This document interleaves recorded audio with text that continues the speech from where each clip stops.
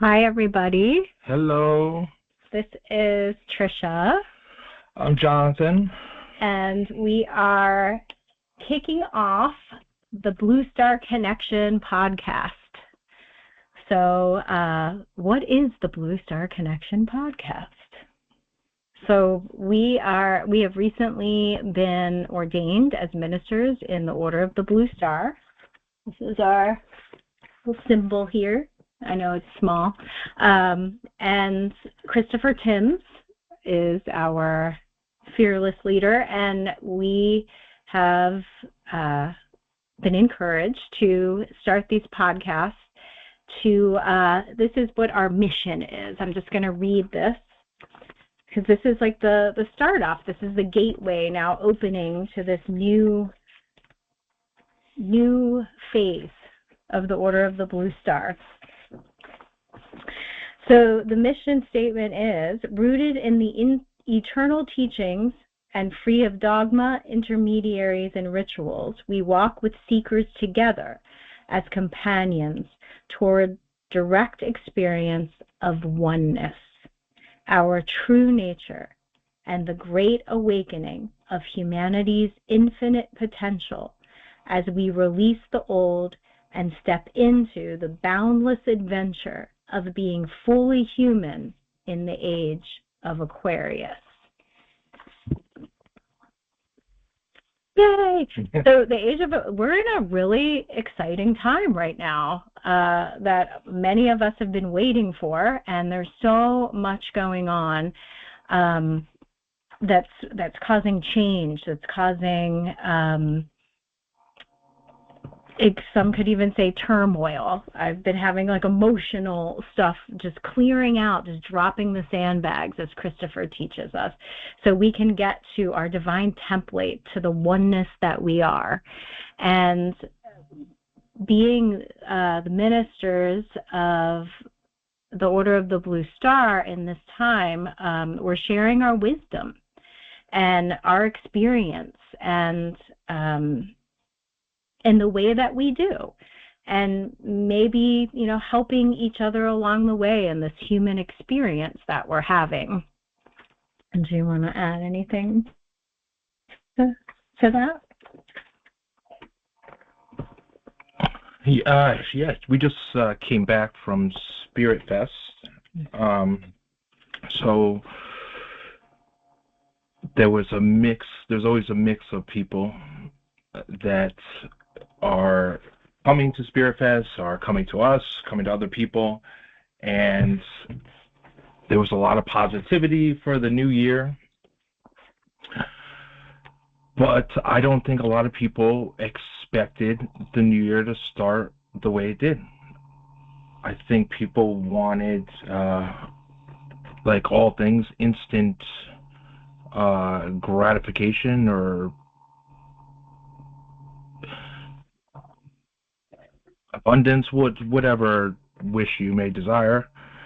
There was just a lot of there's still a lot of catching up to do with energies. I think a lot of people are catching up and integrating, and a lot of people are having throat issues lately, and there's a lot of upper chakra issues going on, which is just gonna happen. I think there's all chakra issues because, there was a lot of throat, now that you're mentioning it. I've been having a lot of leg stuff, feet, knees, and I'm seeing that too across the board in my practice. I do body work, fascia work, craniosacral work, in addition to sound and energy work with Jonathan. And at the Spirit Fest, it's really a wonderful way to be of service and to also get a look at the different span of what people are going through during this time. Like you said, like we're kind of seeing patterns. We see a whole bunch of people from different walks of life getting on the table and getting tunings, just releasing. Like, people are just ready. Everything's like boiling to the surface. It's like right there. And I think all the energy with the solar flares and the earth changes and just the age of Aquarius and these waves of the new year coming in. I follow the Chinese New Year energy. We're ending a wood snake year, going into fire horse year. There's, every culture has their energy shifts that are happening around this time, and it's like this last leg of shedding, and things are just right there at the surface. And sometimes people get on the table and it's really just putting our hands on them or just listening to them, being present with them, and the tears just start coming. It just comes up, and they breathe, and it's and it's really a privilege to be able to do that. And it's like that the dense physical part of us is showing these sensations or symptoms of imbalance because we're getting deep in there. It's like this energy is just pushing it all up. I was just talking to Christopher today because I had a lot come up physically, emotionally.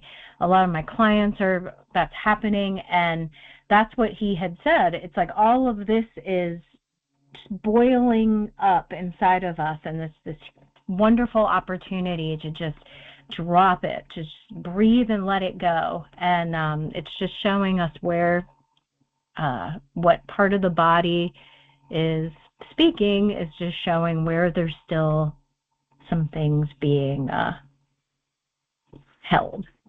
Yeah, a lot of the stuff, emotion-wise, well, all emotions are a derivative of the astral.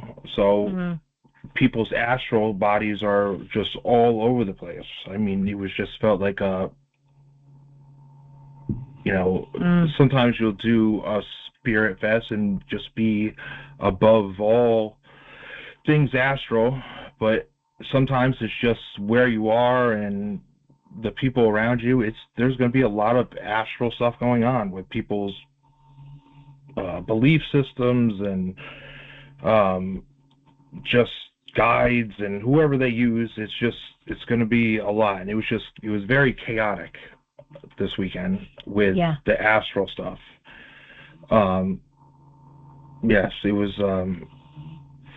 And yeah, like I even, you've done more Spirit Fest than me, and for those of you that don't know what Spirit Fest is, it's a 2-day expo that has readers of all different kinds, astrology, numerology, psychic, mediums. It has a lot of crystals and other kinds of spiritual wares, different kinds of healing. Christopher Timms has been doing tunings at Spirit Fest on his magic carpet sound tables with his tuning forks for years.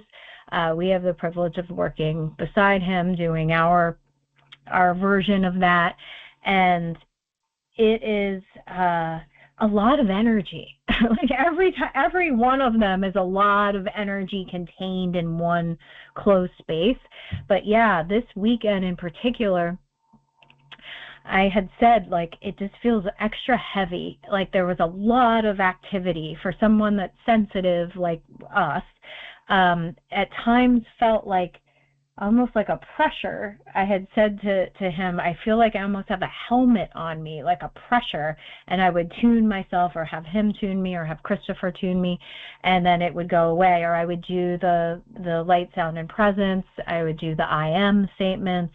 I would do the tentacles of the jellyfish. I was doing all kinds of practice to stay above it, because that astral body, that emotional body, is where that's where a lot of the readers play, and it was heavy, it was dense, and we even heard in our spiritual ears our names a few times. Yes, very, very, very distinctly. Yes, and so yeah, it's just, it was interesting to see, yeah, and today felt like it was kind of a detox from that, like a detox um, from that experience. Yeah, well, anything's going to be a detox from being in a swimming pool of a menagerie of belief systems. It's just from the Kabbalah to witchcraft to just angels. It's just everything you can think of is just all in that room. So there's a lot of things that you can sometimes ignore depending on the time of the year or the place, but this time was not one of those cases. But with that said, it was still an awesome weekend. Like, there was a lot of it's like a boot camp. That's what I kept hearing. It's like we're in boot camp because that is the world, that's where we're at.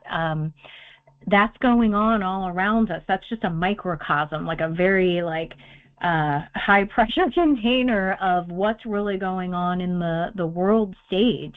It's every kind of belief system, every kind of aspect of the astral is right there. And so being able to maneuver through that and be able to maintain presence as best we can, taking care of myself, like drinking my water, getting out and walking, like I had to step outside a couple times, it was just being able to practice that in that setting is like boot camp for the rest of the world, so the rest of the experience. So yeah. Yes. And at the same time, I tell Christopher, in my years of seeking, I've always wanted to know what was the superior way of life, right? Who's done it before, between Buddha, Jesus, who's gotten to a point of transcendence where I want to reach, right? So if you're in an arena like Spirit Fest, right, it's almost like a karate tournament, right, where you're going to see whose belief system holds up in a just cesspool of astral stuff going on, so it's fun to be in Christopher's teachings, right? And which he says, of course, is not his teachings, but the ways of the ancients, right? It's just the eternal teachings. Yeah, the eternal teachings, being immersed in it and hearing the sound, the hue, right? At times where you're doubting yourself and just knowing you're above it, it just feels far superior to other people's stuff. Like a lot of us, I've studied a lot. I've been a seeker for a long time, and I've taken so many different courses and paths and dabbled and cherry picked. And what I loved about Christopher's teachings and why I kept going and then decided to become a minister was because it's all about the internal landscape. It's about going within, that everything's right here. And that's the conclusion I came to with all of that the external world and the guru and the teacher and this way is the only way. And I was raised Catholic. There was a lot I loved about being raised that way, but looking back now, I'm like, it wasn't fulfilling me. So it's wonderful being a part of that in this time, because that is what's happening. Like, it's all about our internal world and his teachings of inner light, sound, and presence. It's very simple. It's very easy to get there, and then being, like you're saying, above it, looking down at that astral, looking down at that event. At times where I felt like, okay, I'm really in my head, or I'm feeling tired, I'm feeling waves of energy coming from a direction in the room, and then to say, oh no, I'm gonna breathe, I'm gonna go into the third eye, I'm gonna do my practice, and I'm gonna go up the tentacle and look down. And then it was like, oh, okay, this is really just the Matrix. It's really just a simulation. It's not real. I can look at it from up here and not be as affected, not get drained. And I never want to downplay anyone's abilities, because there's so many very, very talented people at Spirit Fest. And they are the masters of their domain, right? They're the masters of the astral, right? I'm going to go to the best carpenter if I need my house done, right? If I need something, a reading in the astral, I'm going to go to most likely one of these people that's all they do. They just live in the astral, and that's all they know. And it's great. That's the world they want to live in. But for me, I've had a lot to do with the astral, and I'd rather just look at it from a different angle, and that's okay with me. It's just, it seems like it's just that loop that you're in, right? You just, you think you're going up, but you're going sideways, and it's not the life I need or want. So, we're talking a lot about the astral, and, I think everyone that's on the call right now understands what we mean by that, but, and it's making me realize we should probably have that little chart on our wall behind us, so we'll maybe add that. But when we talk about the astral, in the model, that's part of the teachings, the eternal teachings that we follow. The physical is that that's that's dense, and then the astral's the next layer in the field that really is the emotional field, and that's where everything we're talking about exists. Everything that was ever created by humans, and then the angels and the demons and the heaven and the hell and the dragons and the, I don't know, everything else all exists. And then you keep moving up, but it's also kind of a moving out. There is no up down. It's all in one space, but it's just that next layer that's just outside of the physical. And it's very heavy, and it's very thick, because a lot's been created over time. Let's see. Yeah, and I personally, for the longest time, seeking, thought the astral was as high as you could go, right? But as Christopher says, you don't know what you don't know, right? You just, unless you stick your head above that next layer and see that there's something else, then you really don't. It's not that you lose respect for people, it's just that it's almost that you're in a box, right? And until you get out of that box, you realize that it's so silly for me to be in that box in the first place, right? It's just you're playing by almost other people's rules and objectives, and it's just not fun anymore. Yeah. In the teachings, we talk about Jivan Mukti, or your freedom and liberation. It's like, in meditation, it's to go through that astral, like go up the tentacle or up the pyramid into the upper layers, and then through the third eye into the pure consciousness, or the I am, which is, what we're talking about tonight. And the astral is where a lot of us get hung up, even in meditation. It's like where distractions are. And then in that meditation, it's preparing us for when we do transition or go from this this dream state into the next one.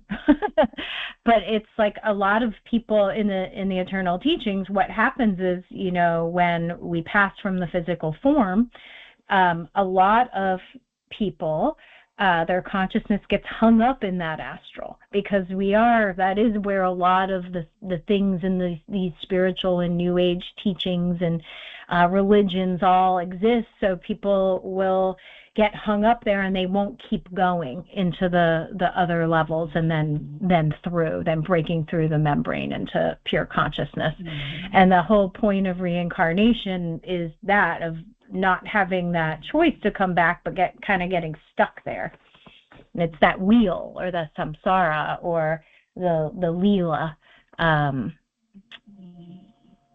So the Jacob's ladder is to keep going. And so in the eternal teachings, in the practice, it's to keep going through that astral, not getting distracted, to keep going.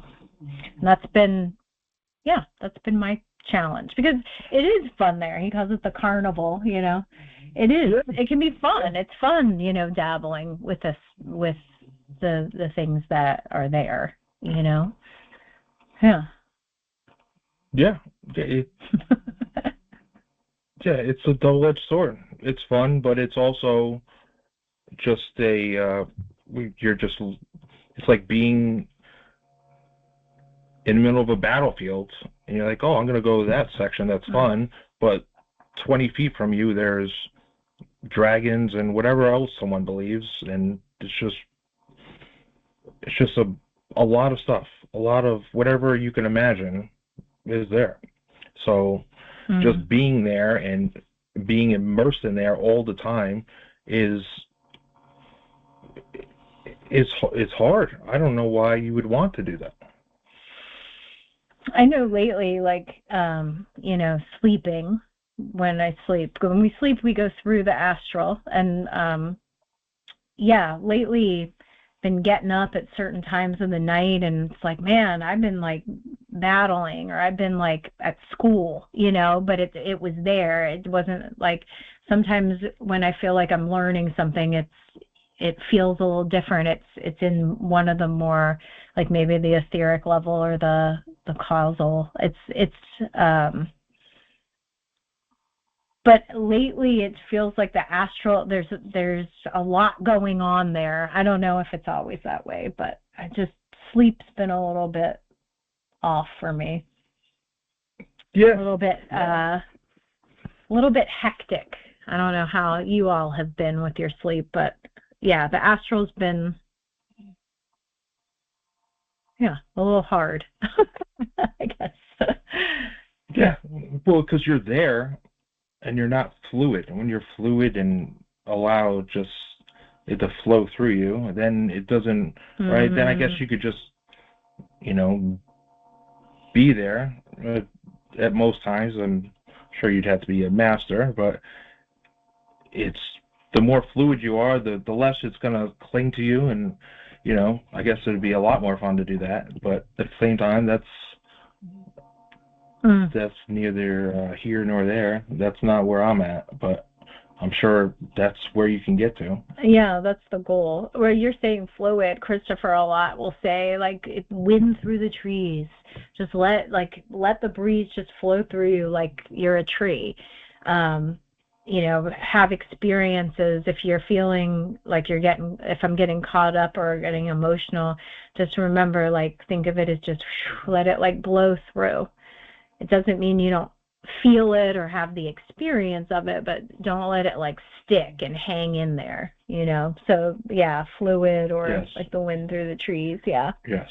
Yeah. You say that phrase and then you drive down the road in traffic and everything goes out the window, and it makes you question, right? I don't think anyone's supposed to never be emotional, right? It's just, it sounds great, being fluid and letting it flow through you, but it's not easy. It's not easy. There's a lot. We're fighting a losing battle of negativity compared to positive traits out there, and Yes, there's a lot of calcified pineal glands out there that are just ready to ruin your day.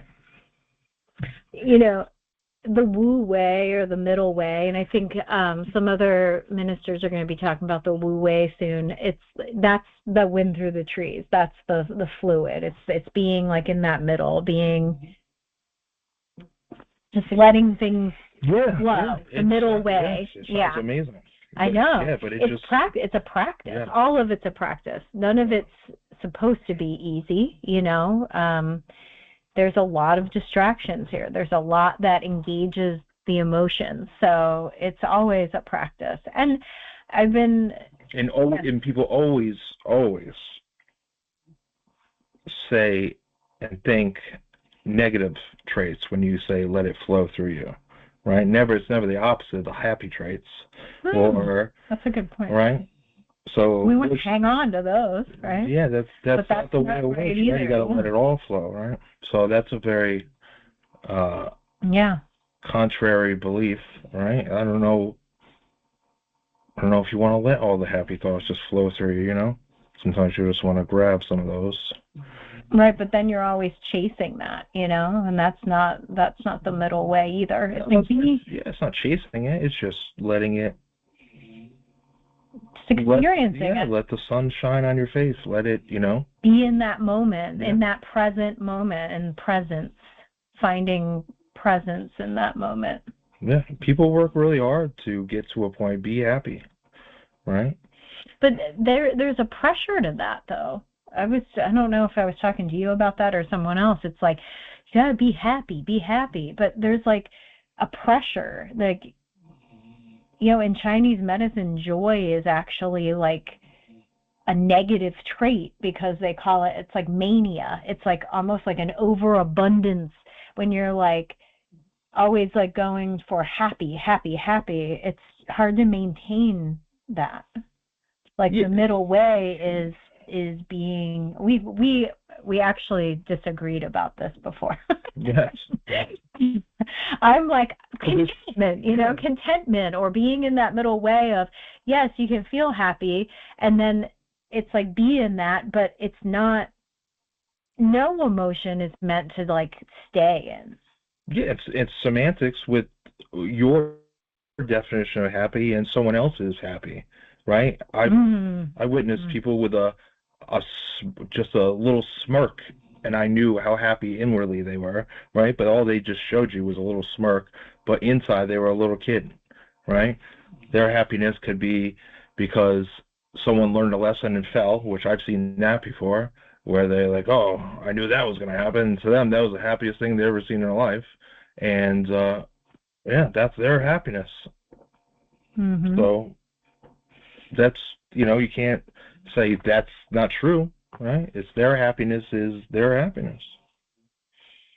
I find I'm at my best, like I would say I'm in that middle way or the Wu way when I am like childlike, when I have that like frame of curiosity and discovery.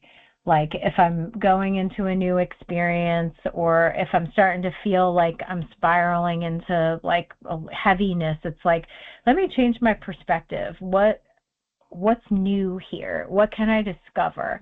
Or what's different about this person? Usually going into that childlike wonder or discovery or curiosity is that's like a good place for me to be. Yeah. It's like positive, but not too either way, Yeah, it's so strange, right? Something sad happens, you're like, oh, I can't get too sad, right? So then at the opposite, you got to say, oh, I can't get too happy. That sounds ridiculous to me, being just be. Yeah, but is there a too happy? I don't know if there is a too happy. I don't know if that's just... Is there a too sad? It seems like that's you're taught your whole life, right? If you get put in a hospital if you're too sad. You get put in I guess if you're too happy, you get put in a hospital too. Well, that would be like the mania, Yeah. I guess the extremes, extremes, or holding in the extremes for too long. But then it's like, hey, if that's someone's experience, who are we to say it's too much of anything, Yeah. Yeah.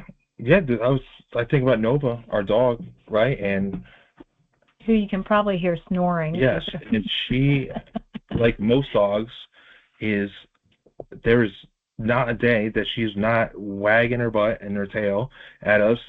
If we left for 5 minutes or 4 hours, she's the happiest thing that ever existed, just to see our faces. Yeah. Right? And I don't ever question, I don't ever question her happiness, but it's funny how it's different with people and animals, and no one ever questions animals for. I guess they don't really get sad either.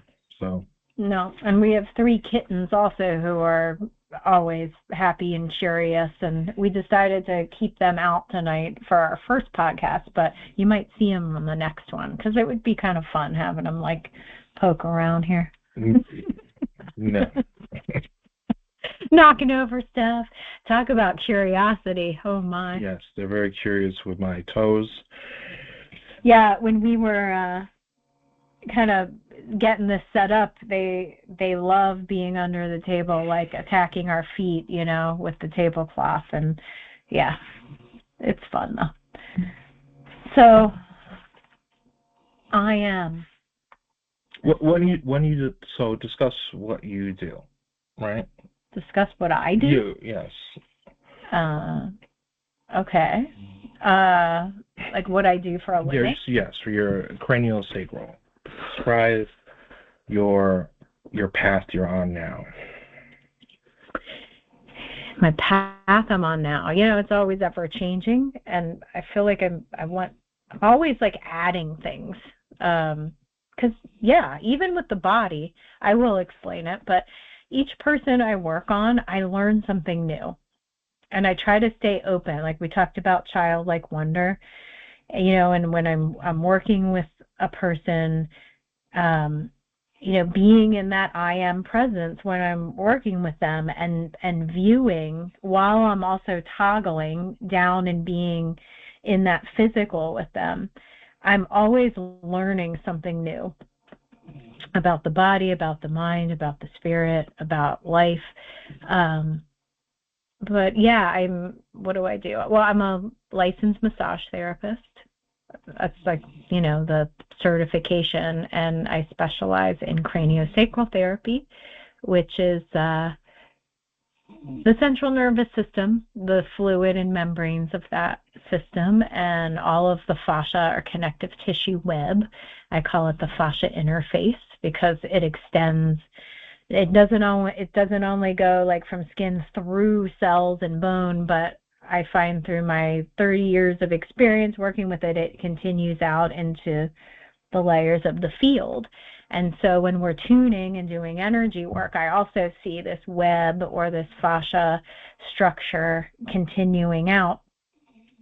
And there's a level of communication going on, of exchange happening all the time. Yeah. Can you? I saw a couple times. I get to witness it firsthand, and she works on me, and I feel it.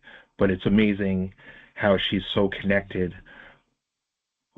with the web in the body, right? And then I'll hear, "Oh, I felt that release," or she'll say when someone takes a big inhale or coughs or whatever it is, Trisha will either say it right before they release. Or do you remember any of the stories from this weekend? There was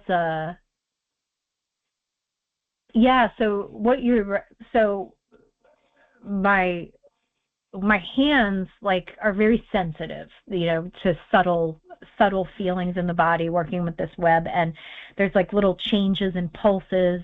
Plus I also my hearing sense and my feeling sense in my body, sometimes I'll feel what's going on in them and myself, but I'll feel like a drop in, or I feel something happen in the fascia, like a release or something starting to bubble up energetically and in the person.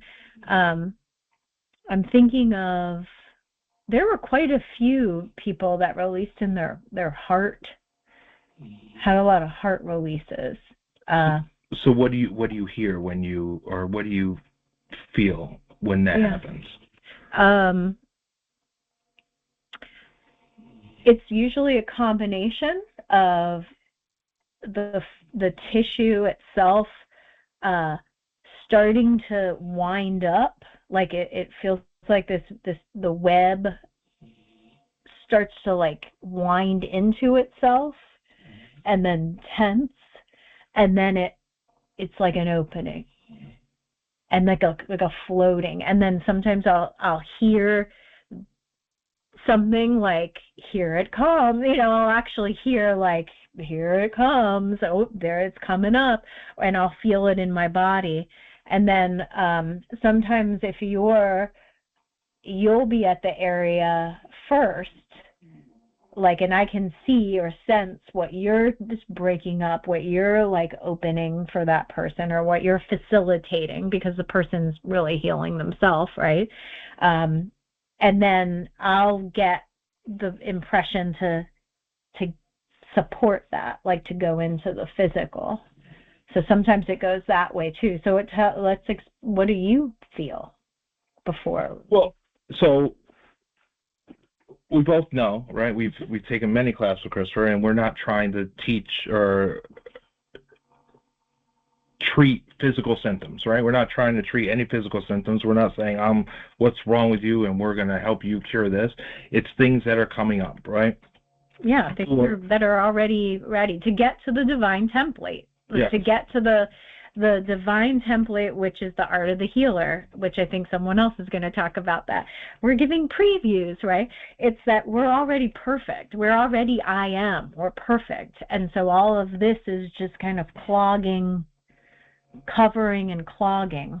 Okay. So we're not fixing You're in the, if you were going to describe it, you're not using tuning forks to go through the chakras, or right? You're staying in the physical. You're staying in the physical body. And me. Yeah.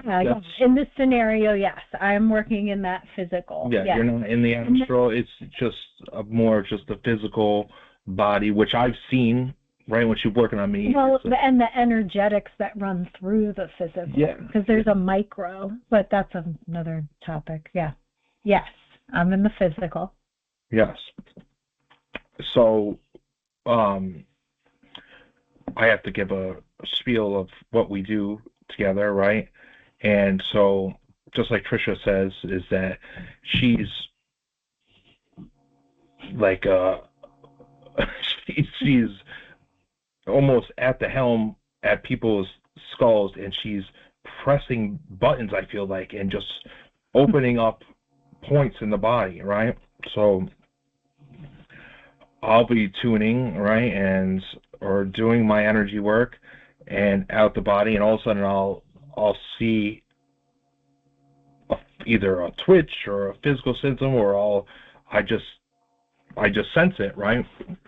And so she just usually we're coincide of, I'll be in the emotional body, right, and she's bringing up something that needs to be released for emotions, and then tuning force, energy work, why she's doing that is the perfect combination. It's a perfect combination of just, because it's in the physical, right, and it just needs, there's those deep wounds that we carry around with us that just need a feminine touch, and then B, just a trigger point. It's those trigger points. It's just, it's amazing if you never experienced it to feel and see.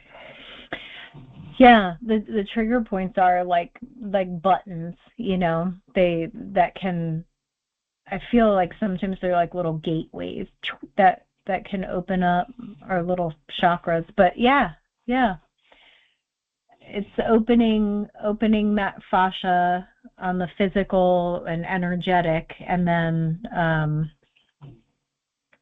having the tuning and the energy to it is really beautiful. Yeah. Working together. It really is. And Trish is also trained in SED, so she has sound energy dynamics. So she has multiple techniques she falls back on, but she's been doing. How long have you been doing? What? Cranial sacral for? 20 years? Yeah, 26 years. 26 years. Yeah. That's 2000. That's a lot of people. That's a lot of cranial bases opening. Yeah. Well, so I want to go back to you, because you asked how I perceive before someone's going to drop a sandbag or clear a story or clear a trauma, or how do you sense from working with your hands or energy or the tuning fork? Well, like I tell most people, that this gift I was given as a kid, which I don't really say was a gift when I was a kid, is that I felt everything, right? I felt pains in my stomach when I was in a place I didn't want to be. I felt other people's knee pain if they fell, right? So I've controlled it as I've gotten older, but I still will feel physical symptoms in my own body when I need to go to a point to release. Usually it's on the way down through the legs, right, through the torus field, and it's stuck in the knees, right? It's like those pipes, right? It's just, I see it as clogged pipes that need to be just unbound. And G sharp at the bottom of the feet works great. Sometimes, I'll use, own DNA at the feet, right? It's just releasing through those feet, or your hand has got to go somewhere. Grounding, I always tell people, is the lost art of our generation. It's just, you don't even know, everything needs to ground, right? We're electric beings, and we wear rubber shoes and just never take them off, and we never ground ever. So it's just all recycled energy in my viewpoint. And when it flushes out, it releases a lot of stuff, a lot of things that you've been holding on to. It is true. Like in my practice, and then definitely at the Spirit Festival, I'm working on a lot of people in the 2-day weekend, getting that opening, doing G sharp on the feet, and then ending that. It's like a lot of the times that's one of the main areas that's just, it's not open. There's a lot there. So, these feelings of emotions being pent up, or anxiety, or people will just start twitching, for those of you that do, the tuning fork work or sound energy dynamics, so you'll get people just twitching on the table. A lot of times it's just because the energy doesn't have anywhere to go, and out the feet, out the hands. So yeah, sometimes I wonder if just doing G sharp, like walking around in the world doing G sharp on people, would just make a difference, like opening that, just getting out in nature, of course, but and visualizing and breathing, but G sharp's probably, I don't know, that's one of my favorite forks in the whole set. Yeah, that with the story of there's two stories I always remember. Is I'll tell you, the first story was a man hopped on the table, and he was an amputee and didn't have a left leg. And I said, oh, okay, right? I was going to ask Christopher, but I was like, no, I'm not going to ask Christopher. I'm going to pretend like this leg is still here. Still energy is still here, right? Exactly what I did. I didn't put a G sharp on uh, no existing leg, but I just acted as if the energy of the foot was still there. And so that was, I felt it, right? It's just, you could feel the energy of, you know, the energy body, right? You could feel that. So it's just there. It's just not there physically or in our awareness, right? And then the second one was, which are all great experiences that you don't get just tuning, a couple people a week, right? You're doing, 60 to 100 tunings sometimes. So there was a girl that it was her first show, and she was a vendor, and she didn't tell us anything. We never asked for physical symptoms, but she just like, oh, I want to get tuned. I'm like, yeah, come get tuned. We'll tune you for free. And we started tuning her, and Christopher, I forget what he was doing. I think he was talking to someone, and while I start tuning her, she starts going into a seizure, right? I've seen a lot of things with people convulsing, right? I don't know what you want to call that, if you want to call it an exorcism or what they used to call it exorcism, but I usually give it a second before I freak out and just see, okay, is this person just releasing something? But then I saw her, mouth, and I was like, this is bigger than just an exorcism. I don't know if that's a thing, but I said, Christopher, look at this. You got to help me, right? And he was calm as could be, and he says, grab the G sharp and put it on her foot, right? And I was like, are you kidding me? I was like, right? And I put the G sharp on her foot, and it stopped almost immediately. And just in Christopher's calm, mystical way, it was just something I'll always laugh about. It was instant, He just put the G sharp on her foot. He didn't rush something like a grand mal t-shirt. Yeah, which can be really scary to witness. Yes, it was. Yeah. It was amazing to see that it stopped right. Yeah, right instantly. And she was amazed. She was like, usually it goes on for 15, 20 minutes, and she was amazed. Yeah. Did she buy a G sharp? I don't think so, but she. You would think she, yeah. She would. But I don't know if you can G sharp yourself when you're having a Probably seizure. not. But sometimes people have a little indicator. Not always, though. Not always. Yeah, wear it around your neck or something. You talked about exorcism, and that might scare some people, like hearing that. But we were talking about the astral, and that in that emotional field, that layer of our existence is where all of that resides. So when we're doing the tunings and we're clearing, getting back to that divine template to tune our instrument, our bodies, an exorcism simply is clearing out the demons in the field. It's the old stories. It's the it's not that simple. It's not, right? People have cultivated these, they're just an aspect of you, but people have cultivated and finely tuned these aspects of them. Sometimes feed. Yeah. So these things, they don't want to go anywhere. Or their thought forms. A lot of times there are thought forms. I'm not trying to communicate with them, but they want to communicate with you sometimes, right? It's just a matter of just staying the path and just ignoring the illusions, right? It's just that's the thing that's just, because you really do, when you want to get scared, you want to fall back on old techniques of, I need to call in an angel, or, right? You don't need that. You don't need, it's all you anyways.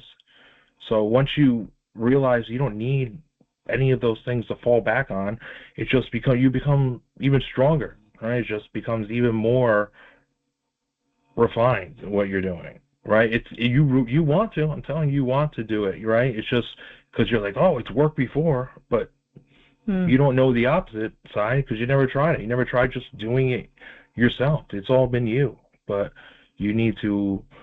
And if it's a story or a thought form cultivated by that person on the table, it gathers energy. It becomes it can even become an aspect of their personality. That can happen too. Yeah, but it's really just energy. So if you can clear it, but they can easily just say, oh no, I want to keep that back in, and that's up to them. Like once they get off the table, whether they want to bring it back from the Taurus field and bring it back in or not. Yeah. But the whole point is with the tunings is to clear and put it in the field. And then it's up to the person, whether they keep it dropped or, Yeah, that's why it could feel like a losing battle sometimes, right? You're extracting somebody's, inner demons, right? And giving them a fighting chance, and they go to the bar the same night, and let's add on a couple more demons, right? And they come back to you a week later, right? So what are you really doing? That's the problem. That's where it could feel like, it's the choice. But you got to sift through all these people, and there's the people that are asking to take mystery school classes and, learn the correct way, right? They can just sense that light. They see that light, and, right, that's the only thing you really do is to show. Proof is in the pudding, right?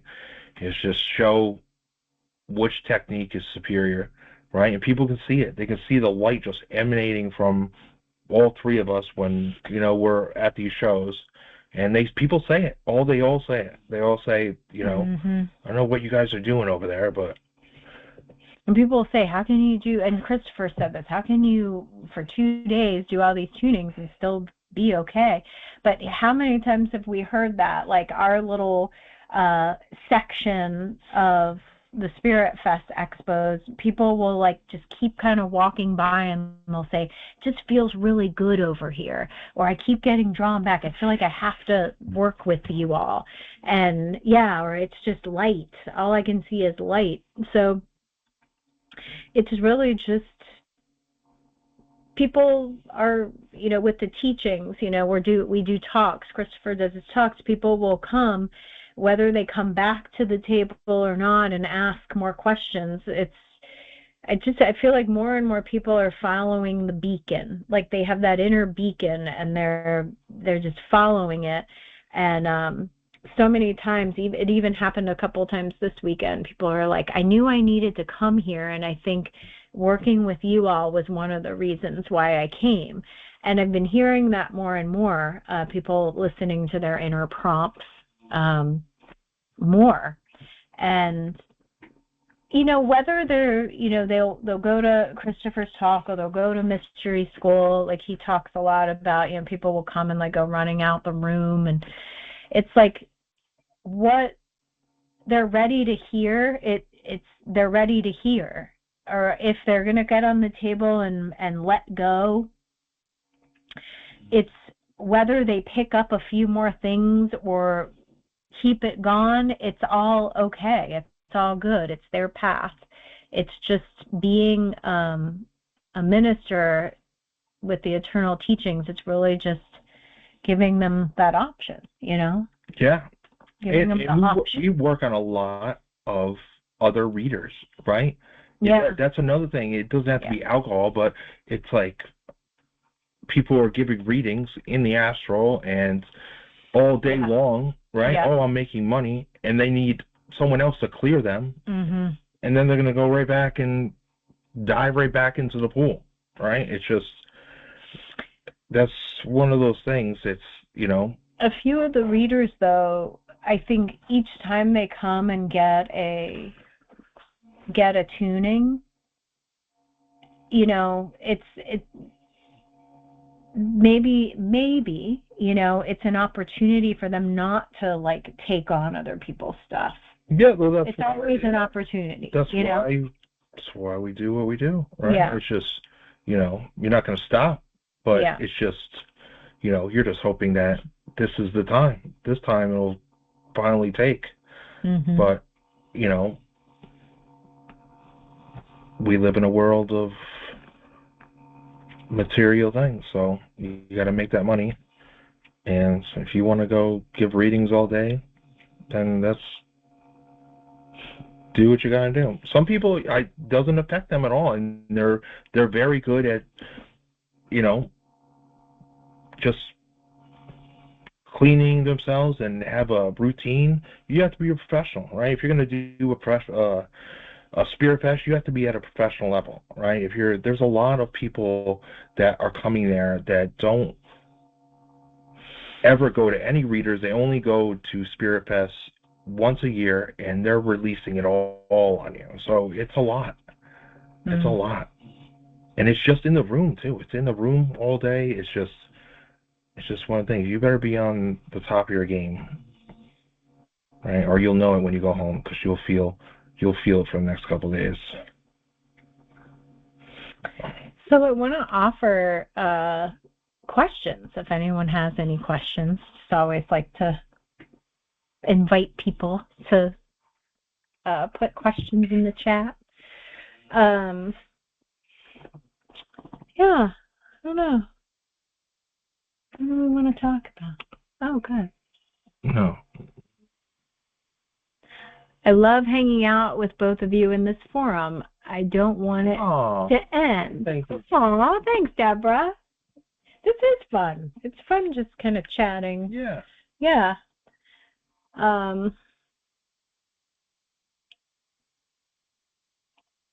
Yeah, anyone else? I don't know. Let's see. Our talk's called I Am. What do we want to say? Thank God we have 3 parts to this I Am series, because we have not talked about any part of the I Am today, and I'm okay with that. And great podcast. Thanks, Kelly.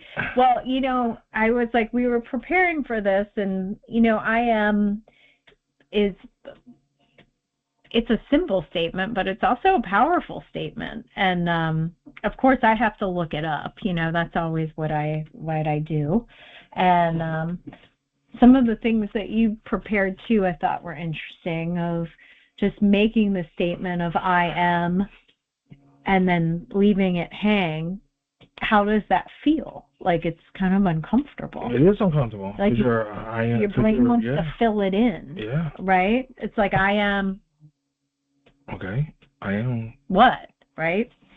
So I looked up, you know, I am, and just the basics, and it's the most basic statement of being. So, like, if you even think in sentence structure, I am a woman. I am, you know, Trisha.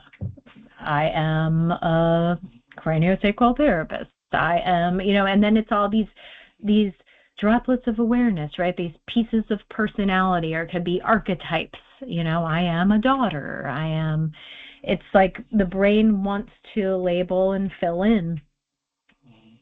The definition that I liked was eternal self-sufficient existence. I liked that one for I. What does that mean? For me, eternal means, well, it's the eternal teachings, right? It's like, it's consciousness.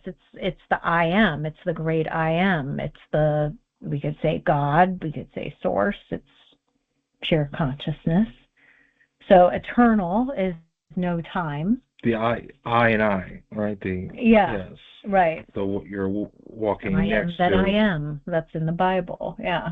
Yes. Yes. I am what I am. Well, that's Popeye. Yeah. That would be I am what I am. So self-sufficient existence, I like that, because that self-sufficiency goes back to why I was attracted to the eternal teachings and Christopher's teachings, was that the self-sufficient existence, that it's self-sufficient, meaning it's all right here. The I am, the consciousness, pure consciousness, or God, or source, or all of those names of those things.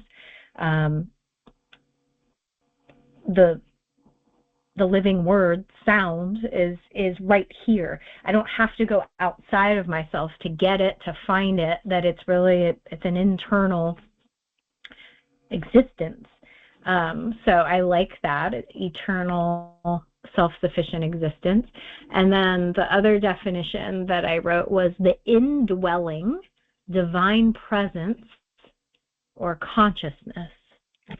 What does that mean? The indwelling what? Yeah, so dwelling is where something lives, right? Okay, the indwelling. Yeah, so the indwelling means the internal. Compared to the outdwelling. Yes. Yes.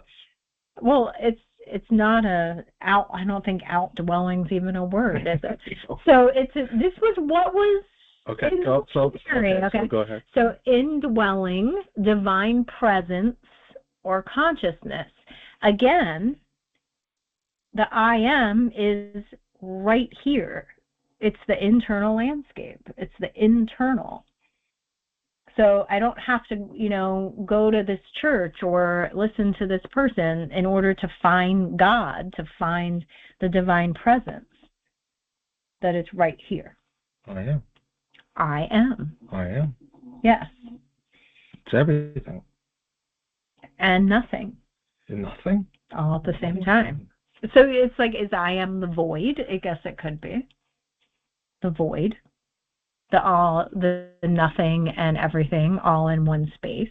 Yes. The yin and yang dancing together. It's all within us. The whole cosmos is right here.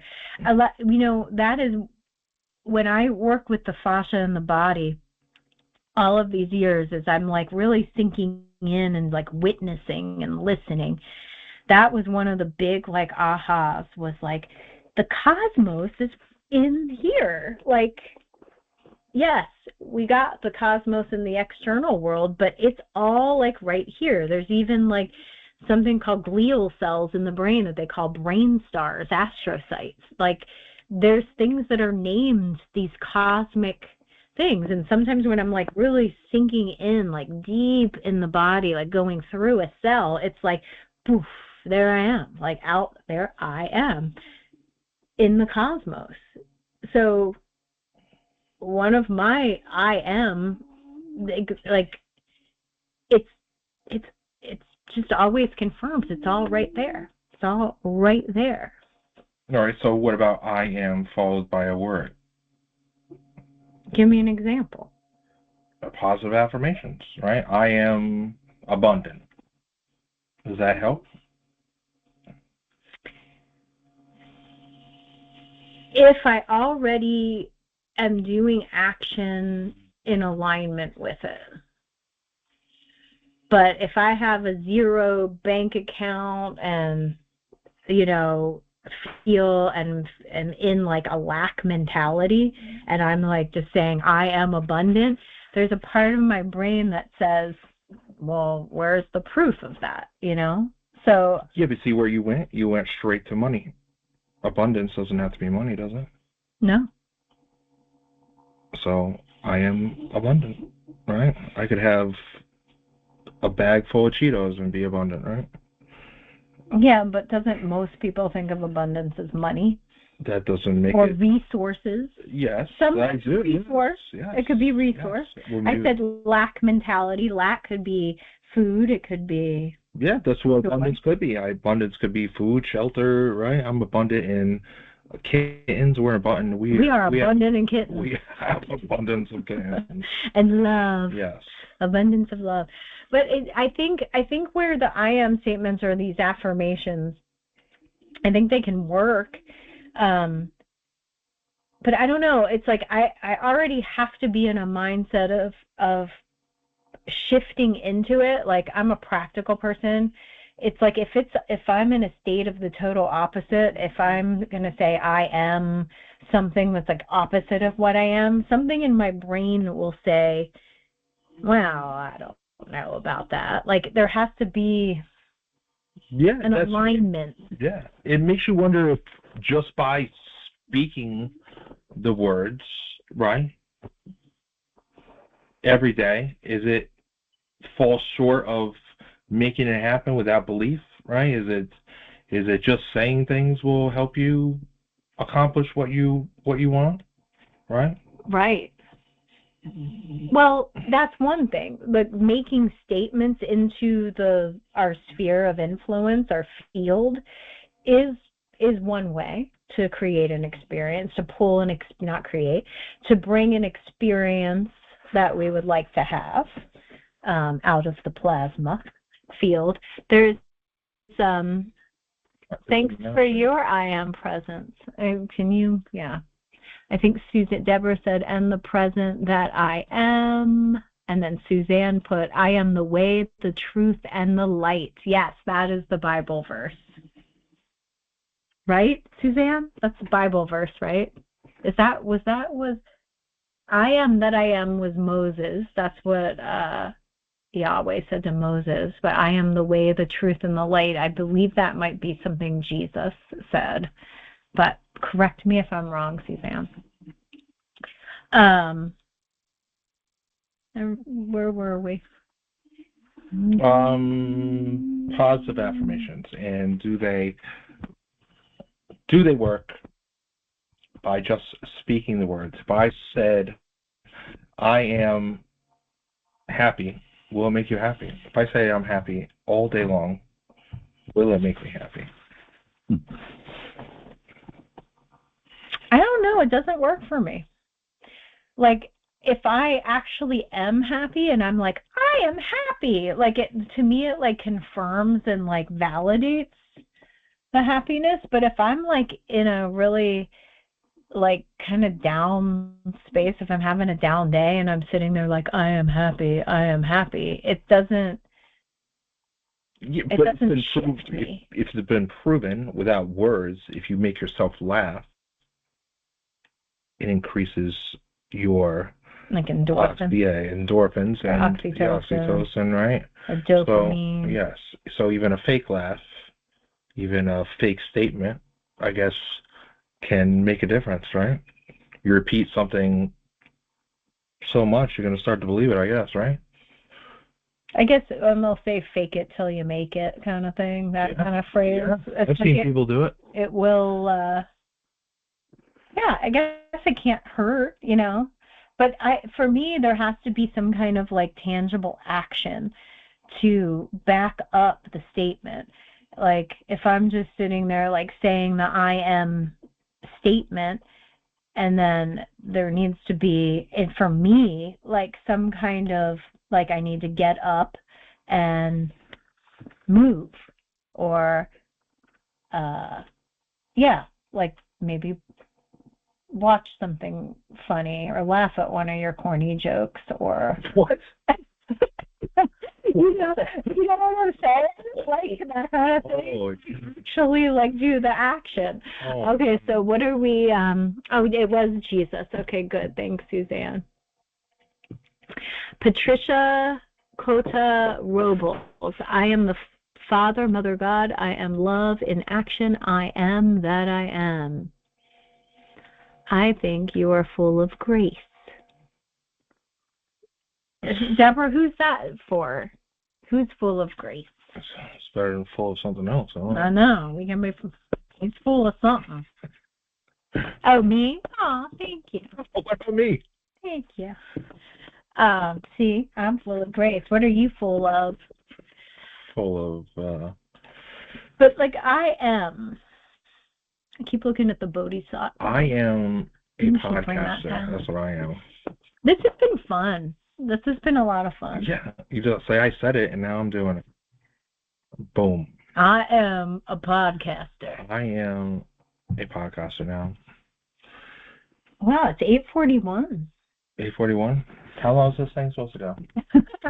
We're supposed to go 90 minutes, I think. 90 minutes. I think, can we? I think we can do it. We haven't lost that. I don't think we've lost anyone, so either you're sleeping or or you find us mildly interesting. Mm-hmm. Kelly says, everyone has grace. It's not earned or given. It just is. Thank you, Kelly.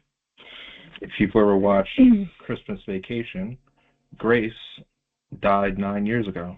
Oh, stop. See, corny jokes. yeah, we're still, do you want to say anything else about I am, since that is the title, part 1 of our podcast? And we have a part 2 and part 3, so. What are we doing now? Still on the I am. Anything else that we want to bring? I looked up, of course, I always think of Popeye, right? Just... I loved Popeye. Yeah, he had weird forearms. I am what I am. Weird girlfriend, and he was still I am. He was I am what I am, and it didn't matter. And yeah. You know what? Let's look at Popeye as an archetype, because we all have a little bit of Popeye in us, right? So he was just kind of going about his business, right? Olive oil. He was smitten, with olive oil. He was just kind of doing his thing. He was the sailor. I don't know if there was any other women there. Now I think about that. Well, but she was the only one for him, right? He only had eyes for olive oil. But then there was it Bluto? Bluto, yes. Yeah, he also had a thing for olive oil. That's what I'm saying. Yeah. So, but he defended her honor. But he was a sailor, and then and then the spinach, the greens, the green drink. We've been doing green drink pretty much every day for, 3 weeks? Yes. Although I think we skipped today. Shh, don't tell. But I don't think we did it today. And I got tired. But anyway, the spinach is a symbol of green drink. Where are we going with this? I don't know. Popeye is an archetype. It might be weird. What I get from Popeye is that he accepted. It doesn't matter what people perceive what he was doing, right? Spinach, just make him strong. Right out of the can too. Yeah. Didn't heat it up. Yeah. Smoking his corncob pipe. No, he didn't care. Just I am what I am, and that's all he had to be. Yeah. Yeah. No one could stop him. Because he was I am. Seriously. He was a simple fellow. He knew what he wanted. He defended, when things went wrong, he stood up, and it was very, he stood his ground. When he needed to be tough, he was tough. When he needed to woo olive oil, he wooed her. Yeah, maybe it's we overcomplicate things, right? It's just you're overcomplicating scenarios, right? And just take a breath, right? And Jonathan, you're the magician. Popeye was confident. Yes, he was. The lost teachings of Popeye. I love it. That can be our next podcast. I'm strong to the finish because I eat me spinach. See, and even his grammar wasn't that great, but that's okay. It was still Popeye. Yeah, that's what I'm saying. That was his comeback, if anything, setting, Sailing on the ocean of life, Popeye. I love it so much. And he totally is the magician, by the way, Deborah. That is so true. That is correct. So, that is part of our personality profile. Like, we have these archetypes that make up our avatar, our personality. And, Popeye's a fun one to try on for size. Yeah. There was I was looking up other pop culture scenarios of I am. There was a lot of superheroes, right? But also villains. Many villains used I am, right? Because I am is pure confidence, right? I am, and you just are. And anything that follows I am, people are going to believe, right? If it's yourself, if you say I am bad at this, guess what? You're going to program your subconscious into believing that you're bad at this, right? So it works both ways. But you also can say I am the king of the world, right? Mm-hmm. And guess what? It's just, that's what's gonna happen with enough confidence and enough people to believe you, right? You know, I catch myself doing that, making I am statements that have a negative, like, even instead of saying I feel this way today, instead of, if you make an I am statement of I am, sad, or I am a certain emotion, it's claiming that. It's, instead of like I'm feeling this way. Yes, there was hold on. There was, I am is a very powerful statement. It's a complete sentence. Didn't you have something in there about, well, we already said that the brain, like, that even just stopping at I am is an uncomfortable thing for your brain? This one, what about this one? I am is never neutral. The phrase sounds descriptive, but it's directional. So it's either going up, right, or you're going down, right? You're going up an octave or you're going down, right, into that low density, right? Whatever follows it tends to shape perception, behavior, and emotion. And I was like, oh, that is true. That is so true. Because we all find ourselves saying, oh, I'm not good at that, right? And it's like, why am I even saying that? That's not true. So it's not descriptive, it's directional. I like that because that fits with like movement and sound waves. It's like I am, whatever follows it is giving it that direction, that wavelength. This works in your field too. I am lands in the nervous system first. Breath, posture, and tension shift before thought. Right? So that's... Wait, read that again? For all poker players out there. Let me see.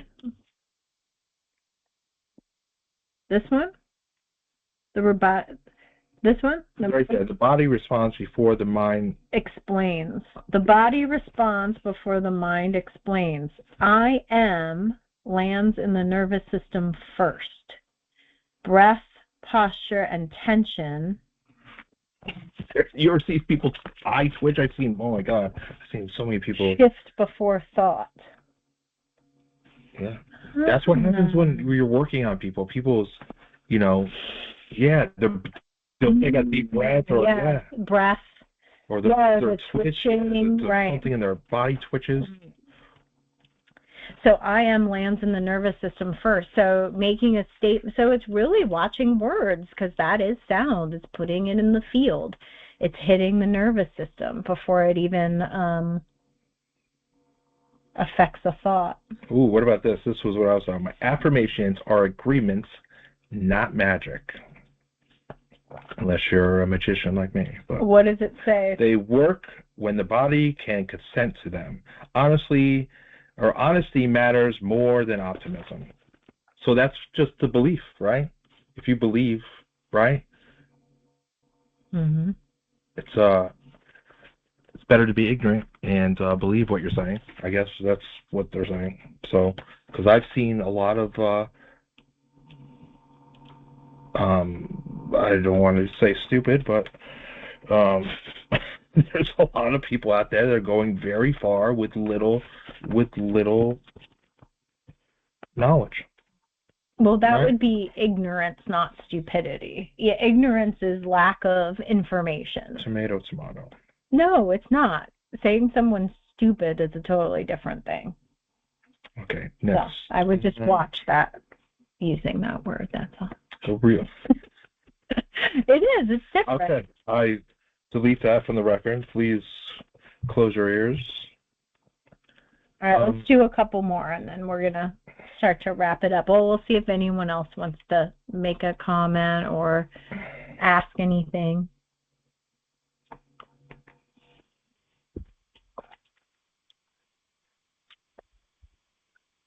I'm just going to show these beautiful crystals that we picked.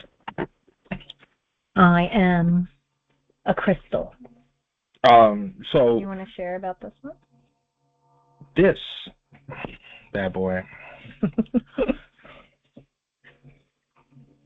is my favorite crystal. No. I have many favorite crystals. But this came from Arkansas, right? And they bring you into a room in Arkansas, right? And it's the wholesale room, right? And it is not a place for a person like me or Cortland to be in, because you are a kid in a candy store and there's just crystals everywhere. And no one has seen these crystals because they just came out of the mine and they've been cleaned off and not polished, they're just cleaned off and just sitting on the shelves, right? And this one, right, which I would say is probably like, what do you say, 2-3 pounds, right? It would be an expensive crystal, but it's got some little dings. Just little dings, right? But it's self-healed, right? And then inside, I know you can't see it, there's this huge rainbow inside this, right? And I said, you're coming home with me, because it doesn't have to be perfect, right? And I love you. Yeah. And they wanted to come home, and it's got a lot of, it's one of those things, the more you look at it, the more there's things that you wouldn't even notice was there. And it's spent millions of years in the soil of Arkansas just to come home with me, and I appreciate it. Rainbow. It's huge. I just saw the rainbow when you moved around. Yeah. And that's I've been putting my hands on it through this whole podcast. It's really powerful. Yeah, they wanted to come home. I am a quartz crystal. I am. So is this one you got up in Pennsylvania? I don't know. I kind of remember this. Yeah. This one. Okay. I just wanted to come and be on camera. Is that the calcite back there? This is the calcite, yes. So this one we put on a lot of people this weekend at Spirit Fest. It's a calcite that we did get up in Pennsylvania the last time we were up there, and everyone that feels this wants to see it. It has so much power. Plus it just it has this kind of flat, I don't know, it just feels good in the hands. But everybody glows. Little did I know that if you put a UV light to calcite, it glows orange, which was crazy. Yeah. Did it? I don't know what's in it. I gotta look it up. Yeah. So what's the difference between a clear quartz and a calcite? Do you know? The striations and the mineral. I think I'm not sure. Like anything, the density and hardness, a bunch of different things. But this worked really hard this weekend. It did a lot of work for us. So, all right. Well, and Deborah's saying that maybe that we will sing for everybody the next podcast. Yes. Well, I was going to end with, is that I love chanting. I didn't always love chanting, but I think it just adds a whole nother level. A lot of times I'll just chanting to myself just raises my vibration. While I'm working on people, I'll just chant the whole time. Some people will hear me, some people won't. But recently, a couple of weeks ago, probably a month ago, I started chanting I am, right? And that just started opening so many.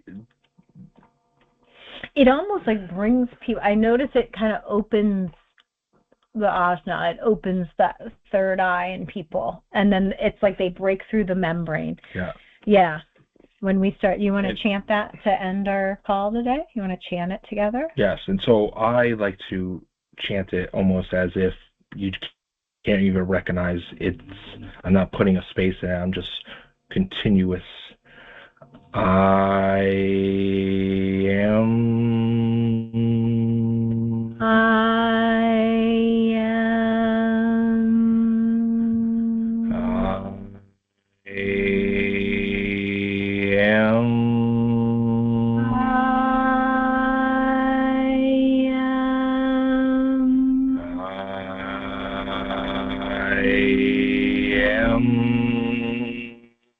I am. Let's do one together. Ready? I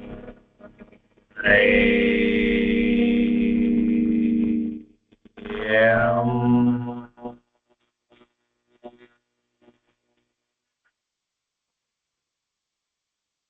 And that's our show.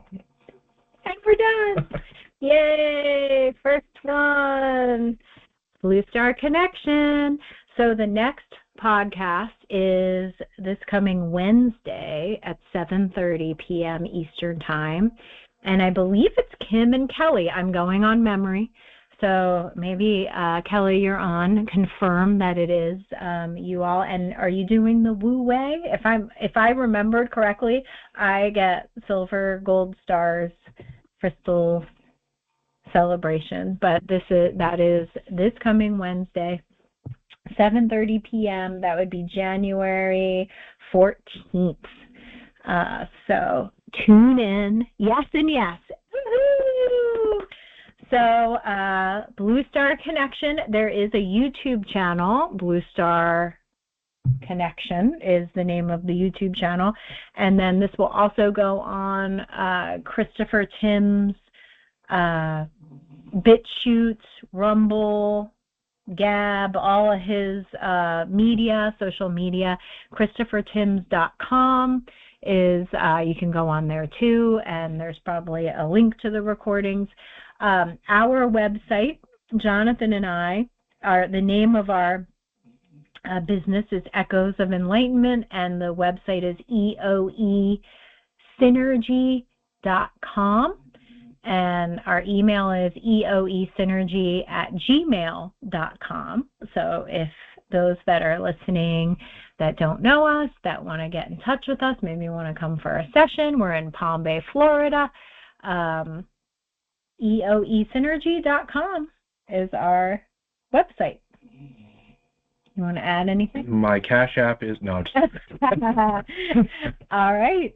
So until next time, thank you, everybody. Appreciate everyone that's Thank on you the so call. much, guys.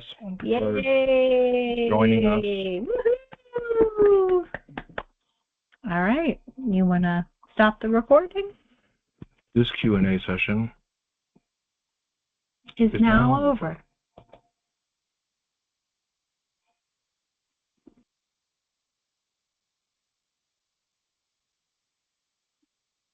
Yay! But how do we stop recording? Did we even record? Did we not record? Did we not record this? You did. I think press record. Uh-oh. It's a learning curve. I think you did record. If you press record again, it should stop it. I think it was put on. I'm hitting record and nothing's happening. I